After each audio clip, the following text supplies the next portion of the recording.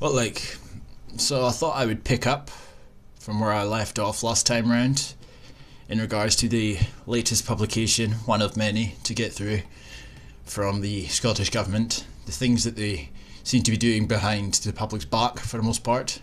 It's not exactly difficult information to stumble across, but it's not the sort of thing that you will hear them talk about on a daily basis while they're whining and moaning or bragging about inclusion. But I think I got to about page 20 odd. More reference to Sustainable Development Goals. The Scottish Government make no secret of the reliance of the UN. It's bizarre how not enough people seem to be picking up on this.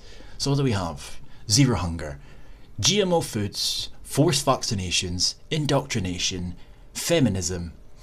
We also have mass migration, affordable and clean energy, which basically means no nuclear energy. Oh no, let's go on to renewable, pointless energy, which will bankrupt the country for the most part. And of course, climate action. Oh yes, the justification for mass migration. You know, the hysteria about climate change and all that, it's staring at you right in the face. If there's really an emergency, a so-called climate emergency, then all of these extra goals and targets are irrelevant. They're meaningless, because if this isn't solved, then what is the point in focusing on things to meet the needs of these targets? What's the point? We have awarded a contract for the delivery of new masts to boost the coverage of 4G in remote areas, and we will develop a 5G strategy that allows Scotland to gain first mover advantage from this emerging technology. It was in the news a week or two ago from Helmet Head declaring that she wished to see Scotland as a world leader for 5G.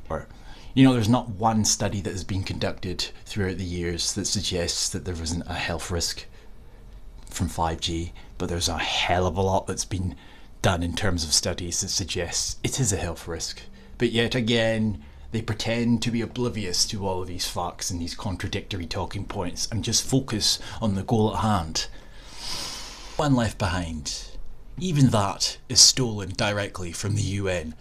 Scotland's labour market is performing well for many people, seeing a record employment level and having delivered our targets to reduce youth employment, but we know that many people continue to face challenges to move into work, and we must do more to provide joint-up support for people to fulfil their potential and ensure no one is left behind. Fair Start Scotland, our new employment service, went live in April of 2018 with these new powers to make a significant impact for those further from the market, and which treats them with fairness, dignity and respect. But this is not the end of our ambitions. We are reviewing the existing government-funded employability services with a view to strengthen relationships between local and regional partners, yada yada. Fair Start Scotland by providing more flexible joint-up and person-centred support to help those furthest away from the labour market to make a successful journey into fair and sustainable work. Okay, gender equality, here we go. We are determined to reduce gender inequality and improve the position of women in the workplace. We know that women earn significantly less than men over their entire careers for complex, often interrelated reasons. These include differences in caring responsibilities, more women in low-skilled and low-paid work, men in more senior roles, occupational segregation, and outright discrimination. Oh my god. Just... We will implement the Gender Representation on Publics Board Act and provide guidance on new requirements for women's representation on public boards. Making Scotland the only part of the UK to have this standard, and you think that's something to brag about? To tackle the gender pay gap, raise family incomes and grow our economy, we need to support women who have taken a break from paid work back into jobs that match their skills. You mean women that have taken time off to have a child? Why do you constantly refer to that time frame as a burden when it should be considered a sacrifice? We have a pool of talent who often find it difficult to find employment that rewards their abilities. Our transformation in early learning and childcare, as well as being an investment to give our children the best start, will also allow more women to return to work. Forcing women who've just had children back into work, but you coerce them by making it sound as if it's empowering. Scotland's population. Inward migration is vital to meeting economic, demographic and cultural needs. All of Scotland's population growth over the next 25 years is due to come from migration. This is, of course, courtesy of predictions, which could be altered, overturned, reversed, or whatever it may be. But instead, they still continue to rely solely on projections. They need to meet the expectations of said projections.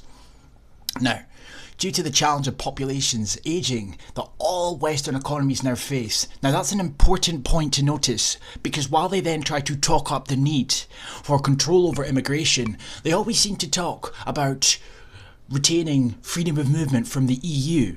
But if we are being led to believe, which it says right there, that all Western nations face a decline or ageing population, then it would stand to reason you will be less likely to attract people from said nations. So then you would need to go further afield. And that is the fundamental point, because that is the one thing that they are currently unable to do as they are part of the UK. But that is one thing that they would be able to do if they were quote unquote independent. Without population growth, we will be less prosperous. We'll be less prosperous, apparently. And where did you pluck that information from, Sturgeon? Fucking enlighten me. Oh, Jesus, man. We have set our ambitious plans for Scotland, but we can't deliver them without attracting talent. Fucking talent? Are you serious with the doctors and engineers? Aye? What about incentivising native births? But I forgot. It all ties in nicely with what you're starting to see more and more of these days. Less children for so-called climate change, global warming, shouldn't have children, etc, etc. And all these people pushing it, do you not notice the links between them all? They all push that rhetoric. And each and every one of them is also brainwashed to high heaven from sustainable development type education that suggests that the West is at fault for everything, colonial, errors of the past, white man bad, etc, etc. So they want us to stop having children, but we're also to blame for everything in the world. So it's just a win-win, is it not? For the people that have a real gripe with the Western world, well, it would make sense for us to stop having children. It would make sense for us to overturn our societies and completely rinse them in the process. It's not exactly a conspiracy. It's pretty simplistic mathematics when you think about it. As having less children and importing people from the third world and Africa, well, it stands to reason if they continue to have children, well, we don't. How long do you think it would be before we are minorities in our own countries? If you expect us to believe your predictions, and your projections, etc., then it stands to reason that the more worrying predictions and projections that show that we will become minorities if trends continue are also to be taken into consideration. But they're fucking not. Here's another contradiction that you should take notice of.